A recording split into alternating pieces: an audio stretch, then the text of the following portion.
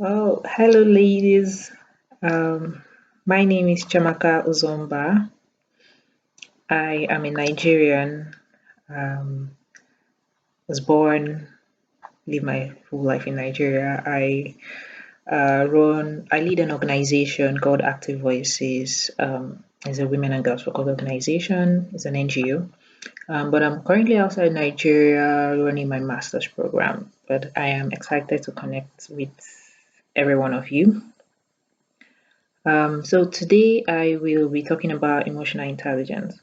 Now, this topic is actually very important to me. I stumbled ac- um, I stumbled on it pretty much,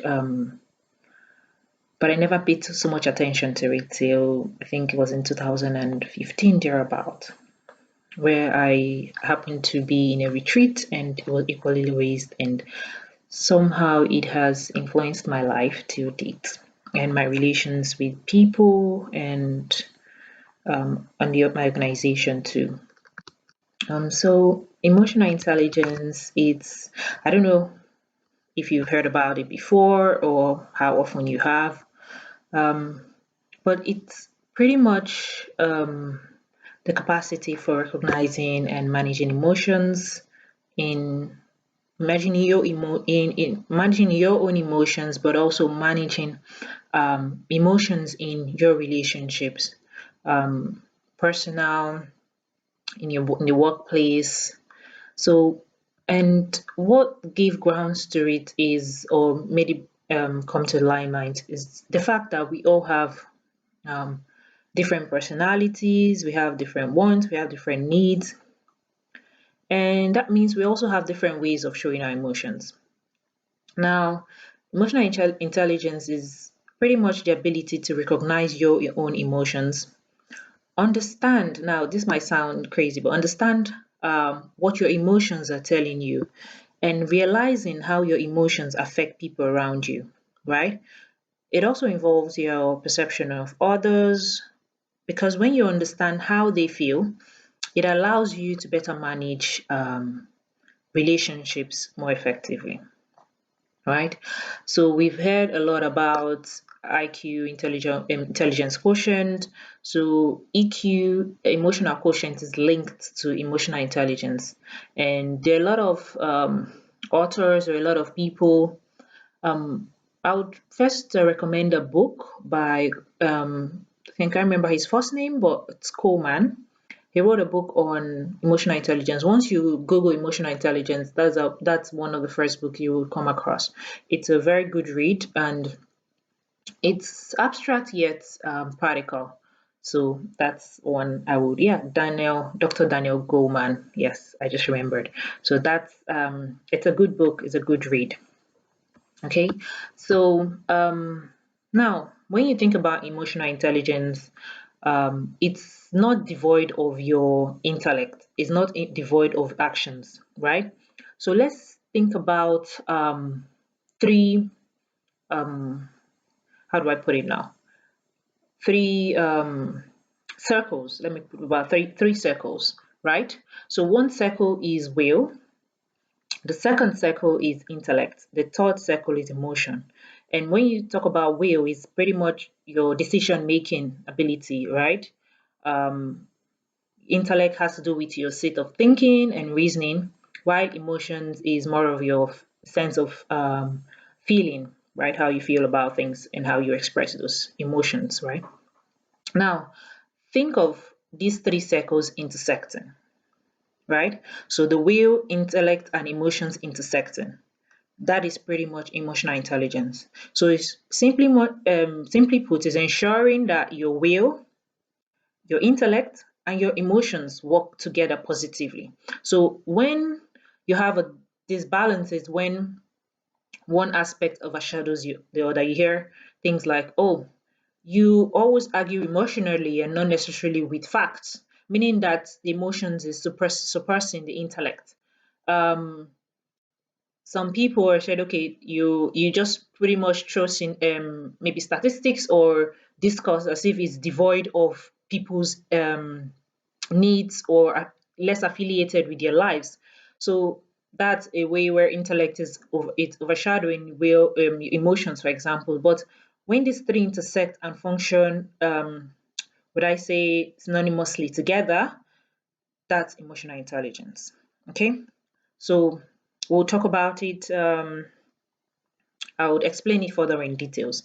Now we have several emotions, both positive and negative, right?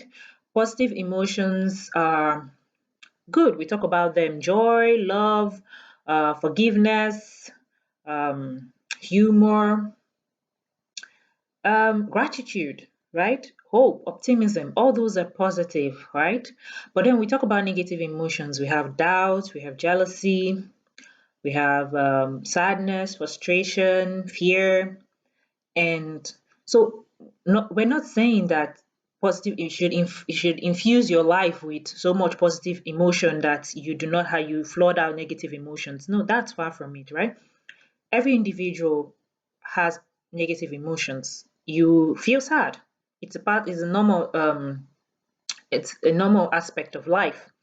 Now, what emotional intelligence is trying to tell us is it's just like we always say too much of everything is bad, right?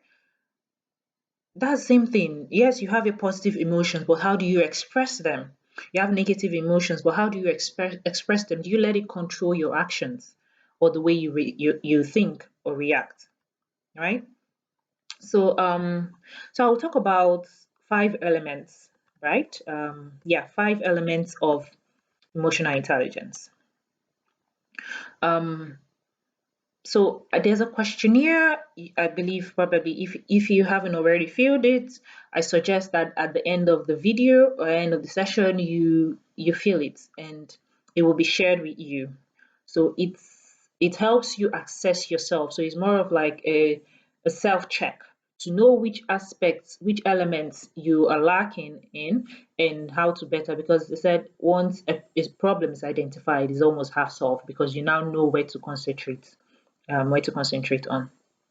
So the first characteristics I will, or the first element rather, I will discuss is self-awareness.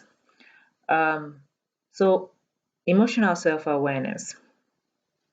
It is simply the ability to recognize what you are feeling, uh, understand your emotional response to events, and recognize how your emotions affect your behavior and performance, right?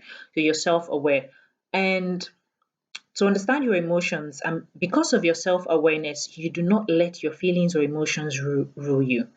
Um, and then another aspect of self awareness is when you are self aware, you see yourself as others see you, and you have a good sense of your own abilities and current your limitations. Now, when you observe that there's a disconnect, is um, for example, I ask my friend Unyi, um, what's your perception about me?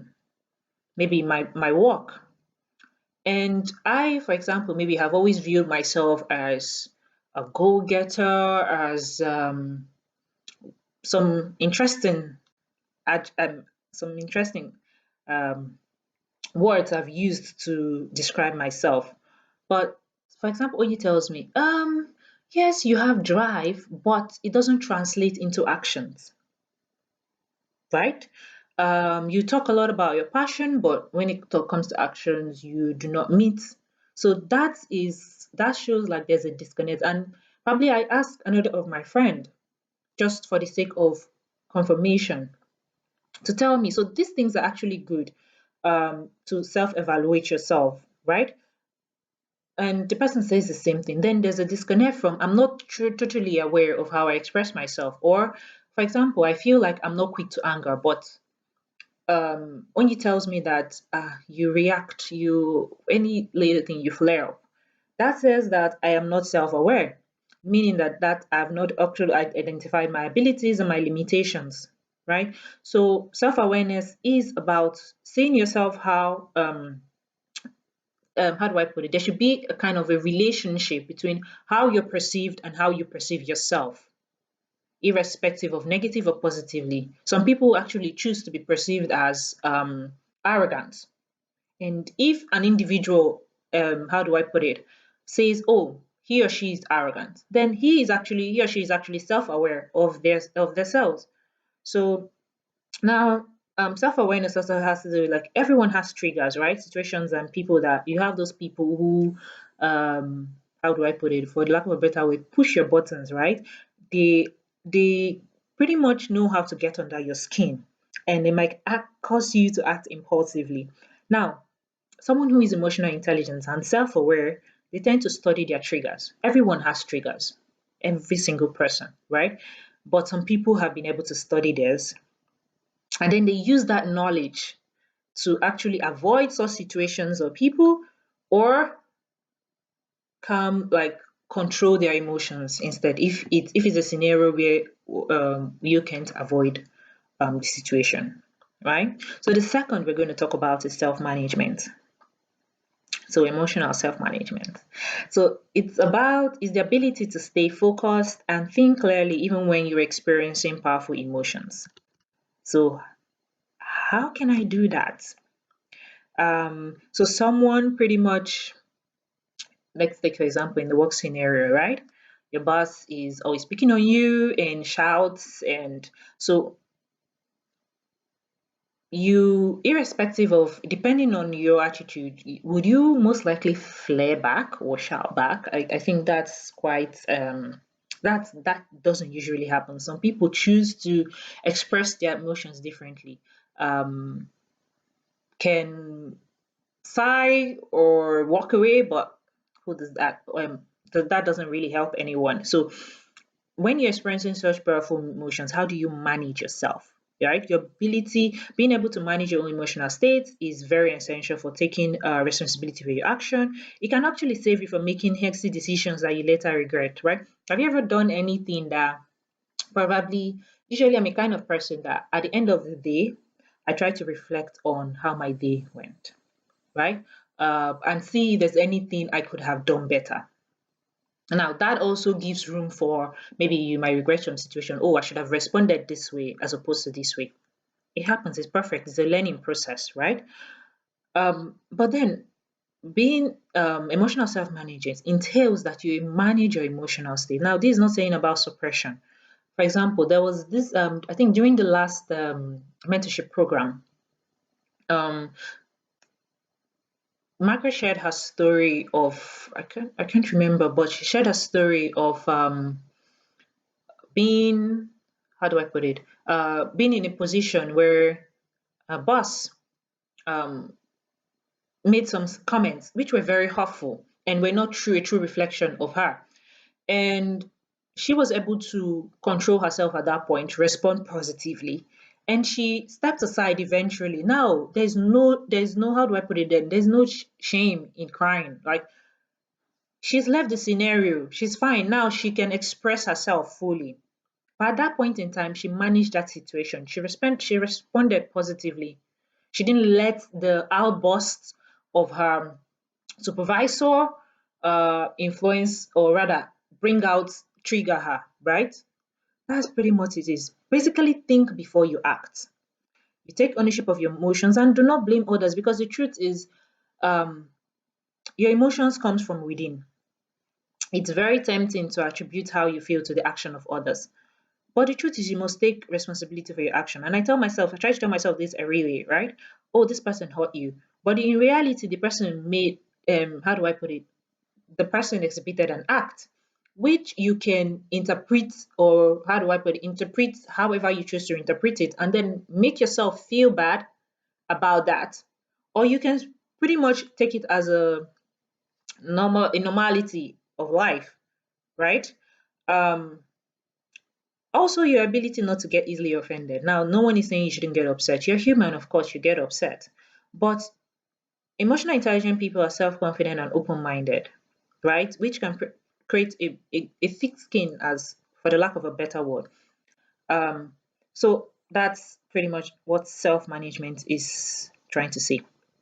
Think before you act, your ability to stay focused and think clearly even when you're experiencing powerful emotions, and the ability to manage those emotions so that you do not make hasty decisions that you later regret, and taking ownership of your emotions, right? So the third element, I hope you guys are having fun. because I am. So the third element is motivation. Okay, so what makes you wake up in the morning? What makes you, what pushes you, what drives you to wake up in the morning and give it your all, right? So motivation is the ability to use your deepest emotions to move and guide you towards your goal. Now, people have different motivations, right? Um,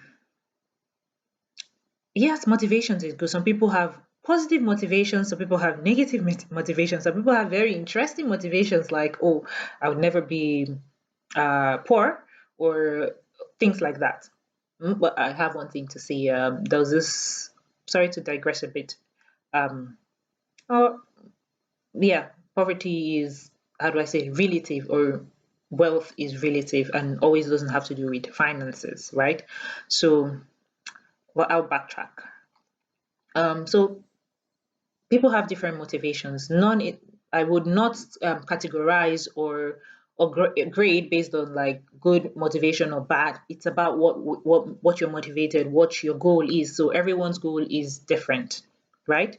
So motivation is pretty much the ability to use your deepest emotions to guide you towards your goals. So it makes you take like initiative and persevere in the face of obstacles and setbacks. If you do not have a goal, you easily get discouraged, right? Um, I'll take for example, um, I am currently doing my master's. I'm on a scholarship, and it's never how do I put it? It's never easy, especially if you're trying to get a scholarship. You most likely, some people, yeah, might be lucky to get it the first time or might be so good to get it first time. Um, but I didn't. I think I started um, applying for scholarships. I think was in 2017, so 2 years now. Yeah, 2017.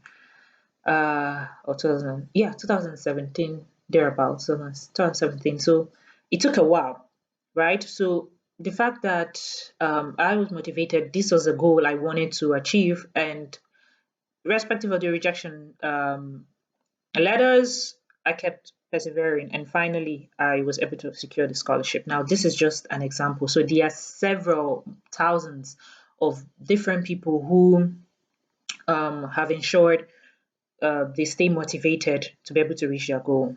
And it's very important to have a goal first, so that um, you can work towards it. Now, another aspect of motivation has to do with criticism, in the sense that, well, nobody enjoys negative feedback. Like most of us do not like critics. We do not want to be critiqued, but we might find it very interesting to critique others. But a way I would like us to view criticism is it is actually a chance to learn, right? Sometimes criticism is not delivered in the best way. Now, this doesn't have to do with you. It has to do with whoever is delivering the critique, right? But even if it's not delivered the right way, it's it helps, right? Just accept. You mustn't take everything verbatim. Yes, the person might have said, critiqued you. There's something we call, sorry, there's something we call uh, positive criticism, right? Meaning that the person is trying to critique your work, but is rather focusing on the area that needs criticism, that needs critique um, rather than um, criticizing you as an entirety, right? So positive feedback is good, positive criticism is good. But even if it comes negatively, the best way to do it is to take whatever the person is trying to say and roll with that. So rather than let your emotions get the best of you, you ask yourself one question. So when you think of motivation in terms of emotional intelligence, you're thinking about um, being motivated so that your emotions guide you towards your goal. And two, criticism. How can this criticism make me better, irrespective of how it was delivered? right? So that's the third one. The fourth one is empathy. So this is very important, right? Because we've talked a lot about uplifting yourself, about self, about managing yourself, about being self-aware, about driving towards your goal, even if it might be, some people might consider that a bit selfish. So we've talked about all that. Now, this fourth one is about now your relation with others. So the first three talks about your relation with yourself and how to improve yourself, how to relate better. Now, empathy and the final one, which is relationship management, is more of your relationship with people and how you interact with people and how you respond to people, right? So, empathy, the element four, is the ability to sense, to understand, and to respond to what other people are feeling, right? Whenever I talk about this, I share a story. I might not remember it verbatim, but there was a case of what's it called? There was a case of a doctor. He was being called. A man rushed his son to the hospital, and the doctor on duty wasn't around. So um the nurses had to call him, and by the time he arrived, he took a while. So the man um started shouting at him, was angry, oh, do you want my son to die? Ranted and did everything.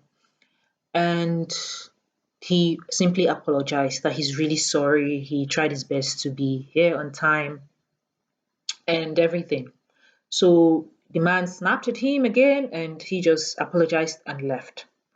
Now the man started complaining to the nurse that yes, he apologized, but is that the way they behave here, this and that? So the nurse had to tell the man, we're so sorry. Actually, the doctor was just coming from the burial of the memorial of service for his son. Sorry, not memorial, the burial for his son. His son just passed on a day before that. Immediately, the man calmed down and he stopped shouting, right? So the what's it called? The doctor showed emotional intelligence in his own part. He should have equally shouted, "Do you know where I've been? I've been trying to, I've been, my son just passed on and all that." But he also tried to be empathic, knowing that this man is under a lot of pressure because of his um his son was really sick, right? His son was really sick, so he tried to be empathic. So pretty much self-awareness is actually an essential underpinning of empathy, right? You take control of you don't let your emotions. He would have fled, but he didn't let his emotions get the best of him. So if you're not aware of your own emotions, the truth is you will not be able to read the emotions of others. And because of he is self-aware, he was able to understand that this man needed a place to vent because of his son was currently in the hospital and needed immediate attention. Empathy also has to do with stereotyping. Now, we might be very fond of this, which isn't good, right? Stereotyping and judging too quickly. Now, we relate, for example, people from a certain area are ascribed to be a certain way. And then once you meet a person from that area, you rather than give the person benefit of that and get to know the person individually, we stereotype and react and let that stereotype influence our decision or rather our action towards the person rather than um, being open, right? So that is not a trait of an emotionally intelligent person. You avoid stereotyping, you give people the benefit of doubt, you don't judge too quickly, you live your life open and honest. Let people reveal who they really are to you and not the other way around, right? So basically, you balance what's it called? You balance good manners, you're empathic, you also so now this is one thing I have to point out. You're kind, you're empathic, some people prefer to call it empathetic. You're empathic, you're empathetic, you're kind, um, it doesn't mean that you should let people step on you. So that's different. Now, you must you must um, know how to combine being empathic, being kind, with being assertive and establishing your boundaries. Now, you're empathic, just as I mentioned earlier, doesn't mean people should step on you. You should be able to establish boundaries, and that is actually a very good trait of someone who is emotionally intelligent. Establish your boundaries, but do so in a positive manner. Be authentic, stick to your values, but also be recognize other people's emotions and feelings and give people the benefit of doubt. And we're rounding up. Yay. So the final, before I give a summary, the fifth element is relationship management. So pretty much from the name, it's almost self-explanatory. Now it's about the ability to manage, to influence and inspire emotions in others. So how do you inspire emotions in others? The truth is, for example, you've heard, or rather you've used words like, oh, he or she is a source of inspiration. Oh, he inspires me. She inspires me. Probably because of the way she relates with maybe her staff, or the way she relates with her parents, or the way she relates but with maybe with her constituents, but there's something, right? So that person's probably has very good relationship management and is be able to inspire you by extension. So and it's only if he or she is able to handle their emotions. I've never heard where someone said, "Oh, this erratic person." They might be, I might be wrong. This erratic person inspires me. It's really rare, right? It might be one particular aspect of the person's life, even though the person is erratic. But there's one particular aspect of life that might inspire you, not that erratic behavior. So, um, being able to handle emotions in relationship and being able to influence and inspire others is actually the foundation for both being a team leader or being a team member, right? So you're able to handle emotions. It's very important. Um, it might sound cliche to say your ability to forgive and forgo grudges, but the truth is, negative emotion that comes with holding on to a grudge are actually stress response, and they're actually stressful when you hold on to grudges. But when you let them go, you notice that you are actually happier and you're freer, right? It not only makes you a better person, but it also improves your health. So learn to forgive. Also apologize when necessary. Now, this is very difficult for a lot of people. Oh, fine. As I said, yes, you're assertive. When you're right, you state it. But when you're wrong, you apologize. And also give constructive feedback rather than negative feedback. So if you have colleagues you're working with, if they do something good, compliment them, you praise them. But also, so it's about leading fairly. If you're in a leadership position, while you critique, you should also give positive reinforcement. You should equally compliment people when they're doing a particular job right. So I was trying to finish this in 30 minutes, but the time is almost out. I'll just give a summary now, right?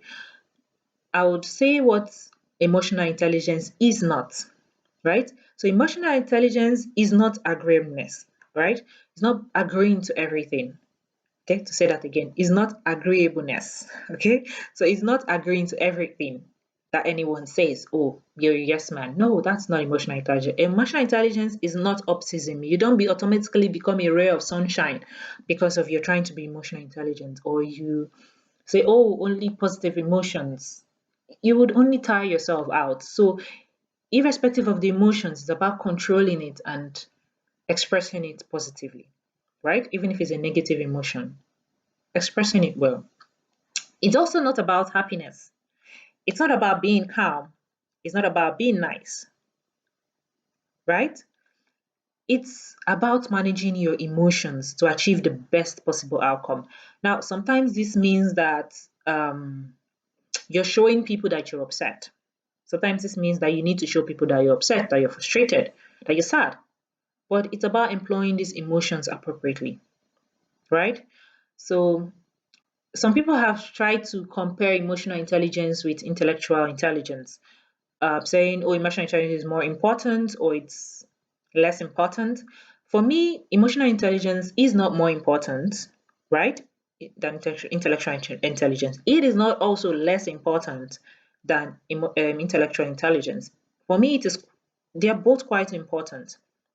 But in some cases, emotional intelligence can actually matter more to you than intellectual intelligence.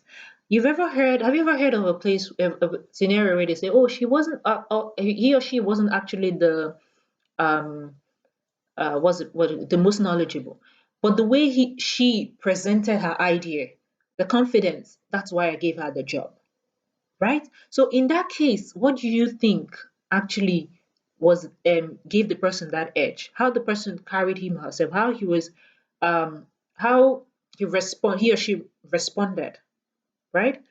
How they managed the situation, the scenario, actually gave the person a bigger um, elevated the person, right? So it actually expands your notion of intelligence and it helps you predict important life outcomes.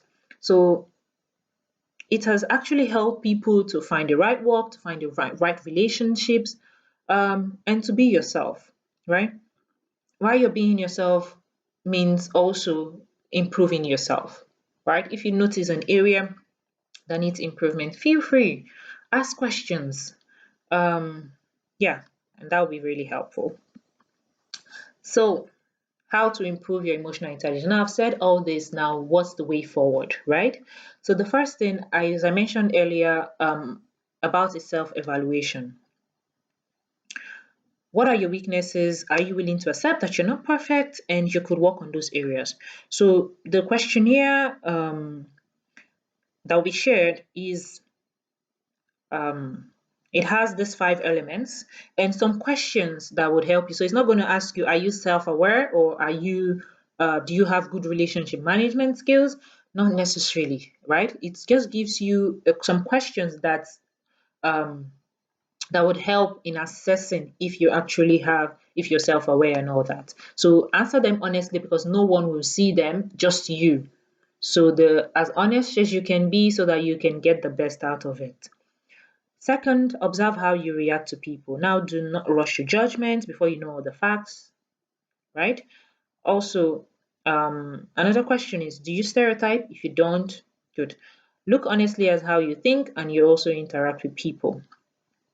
Um, Now, while you're assertive, humility is also good, right? Um, and if you're a leader, you should learn to project the accomplishment of not just yourself, but the accomplishment of your team. So, my fourth point, right? Yeah. So examine how you react to stressful situations. Do you become upset every time there's a delay or something doesn't happen your way? Do you blame others or become angry at them even when it's not their fault? The ability to stay calm and in control is in difficult situation is very, very or highly valued even in the business world, right? So how do you react when you're trying to meet a deadline? So pretty much keeping your emotions under control. The fifth point I have to say is take responsibility for your action. No one wants to blame it or like you blame everything on the other person. No one wants to work with such a person either. So if you hurt someone, apologize. Um, don't just ignore or avoid the person. People are actually willing to forgive and forget if you make an honest attempt to apologize or to make things right. And that's the truth, not just lip service. If you make an honest attempt, people are willing to forgive. And the sixth, examine how your actions actually will affect others before you take those actions. If your decision will impact others, put yourselves in their place. How would you feel if that has been dealt to you? Um, and then, pretty much, if you must still take that action, how can you help others deal with the effects of such action that you're going to take, right? So um, that's pretty much almost everything. That's it's Emotional intelligence is actually a lot. But this is like a summary. So if you have any questions, feel free to ask me on the page. Okay. So I hope this makes sense to you. So learn to control your emotions. Emotional intelligence is actually a very interesting topic, a very nice topic, and I hope I did justice to it for you all. So take care, I guess, and thank you for listening. Bye.